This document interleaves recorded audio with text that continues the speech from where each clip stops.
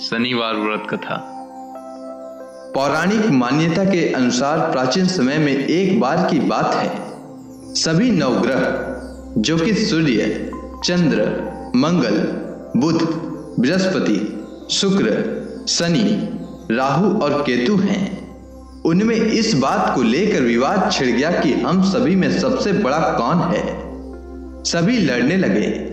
कोई कहता कि मैं बड़ा हूं तो कोई कहता कि मैं बड़ा हूं, और कोई निर्णय न होने पर देवराज इंद्र के पास निर्णय कराने पहुंचे। इंद्र इससे घबरा गए और इस निर्णय को देने में अपनी असमर्थता जताई, परंतु उन्होंने कहा कि इस समय पृथ्वी पर राजा विक्रमादित्य हैं, जो कि अति न्यायप्रिय हैं। वही इसका निर्णय कर सकते हैं। सभी ग्रह एक साथ राजा विक्रमादित्य के पास पहुंचे और अपना विवाद बताया, साथ ही निर्णय के लिए कहा। राजा इस समस्या से अति चिंतित हो उठे, क्योंकि वे जानते थे कि जिस किसी को भी छोटा बताया वही कुपित हो उठेगा। तब राजा को एक उपाय सूझा। उन्होंने स्वर्ण, रजत, कांस्य, पीतल, सीसा, रांगा, जस्ता, अभ्रक और लोहे से 9 सिंहासन बनवाए और उन्हें क्रम से रख दिया। फिर उन सभी से निवेदन किया कि आप सभी अपने अपने सिंहासन पर स्थान ग्रहण करें। जो अंतिम सिंहासन पर बैठेगा वही सबसे छोटा होगा। लौह सिंहासन सबसे बाद में होने के कारण शनि देव सबसे बाद में बैठे तो वही सबसे छोटे कहलाएं। उन्होंने सोचा कि राजा ने यह जानबूझकर किया है। उन्होंने कुपित होकर राजा से कहा, राजा, तू मुझे नहीं जानता। सूर्य एक राशि पर 1 महीना, चंद्रमा 2.25 महीना, मंगल 1.5 महीना, बृहस्पति 13 महीना व बुध और शुक्र 1-1 महीने विचरण करते हैं, परंतु मैं 2.5 से 7.5 साल तक रहता हूं। बड़े बड़ों का मैंने विनाश किया है। श्री रामचंद्र जी की 7.5 आने पर उन्हें वनवास हो गया। रावण की आने पर उसकी लंका को बंदरों की सेना से परास्त होना पड़ा। अब तुम सावधान रहना, क्योंकि अगला विपत्ति तुम पर आने वाला है। ऐसा कहकर कुपित होते हुए शनि देव वहां से चले गए। अन्य देवता खुशी खुशी वहां से गए। कुछ समय बाद राजा की 7.5 आई। तब शनि देव घोड़े के सौदागर बनकर वहां आए। उनके साथ कई बढ़िया घोड़े थे। राजा ने यह समाचार सुन अपने अश्वपाल को अच्छे घोड़े खरीदने की आज्ञा दी। उसने कई अच्छे घोड़े खरीदे। वह एक सर्वोत्तम घोड़ा राजा को सवारी के लिए दिया। राजा ज्यों ही उस पर बैठा, वह घोड़ा सरपट वन की ओर दौड़ा। वन में पहुंचकर वह अंतर्ध्यान हो गया और राजा भूखा प्यासा भटकता रहा। तब एक ग्वाले ने उसे पानी पिलाया। राजा ने प्रसन्न होकर उसे अपनी अंगूठी दी। वह अंगूठी देकर राजा नगर को चल दिया और वहां अपना नाम उज्जैन निवासी वीका बताया।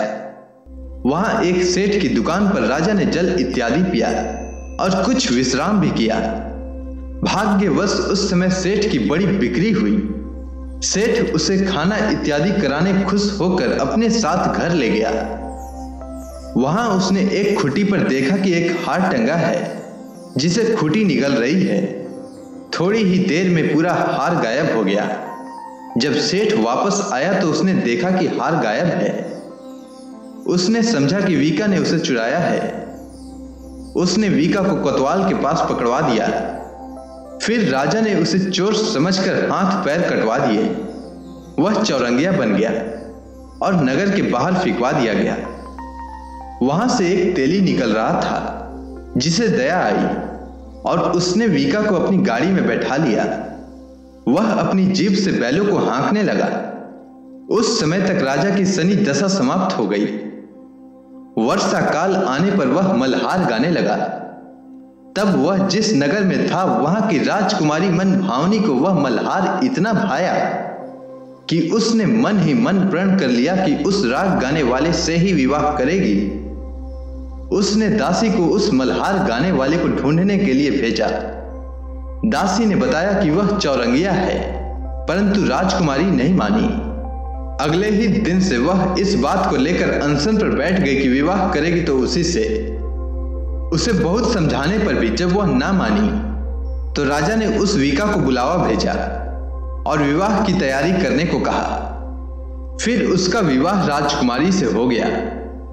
तब एक दिन सोते हुए स्वप्न में शनि देव ने राजा से कहा, राजन, देखा तुमने मुझे छोटा बताकर कितना दुख झेला। तब राजा ने उनसे क्षमा मांगी और प्रार्थना की कि हे शनि देव, जैसा दुख मुझे दिया है किसी और को ना देना। शनि देव मान गए और कहा कि जो कोई भी मेरा कथा सुनेगा और व्रत करेगा उसे मेरी दशा में कोई दुख ना होगा। जो नित्य मेरा ध्यान करेगा और चींटियों को आटा डालेगा उसके सारे मनोरथ पूर्ण होंगे। साथ ही राजा को हाथ पैर भी वापस दिए।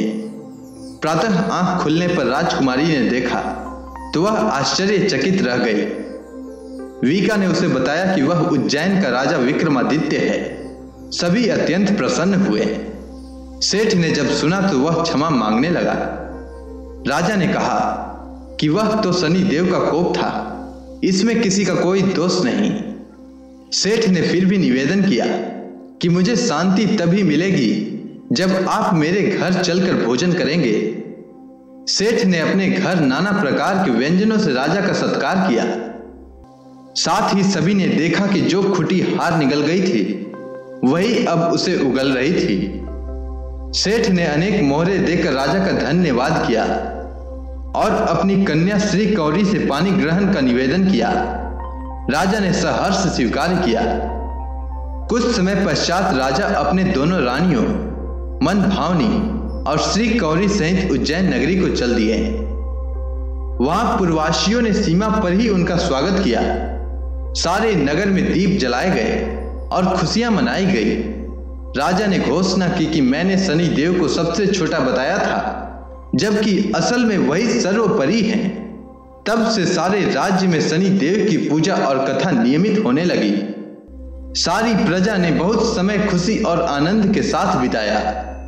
जो कोई शनि देव की इस कथा को सुनता या पढ़ता है उसके सारे दुख दूर हो जाते हैं। तो बोलिए शनि देव महाराज की जय।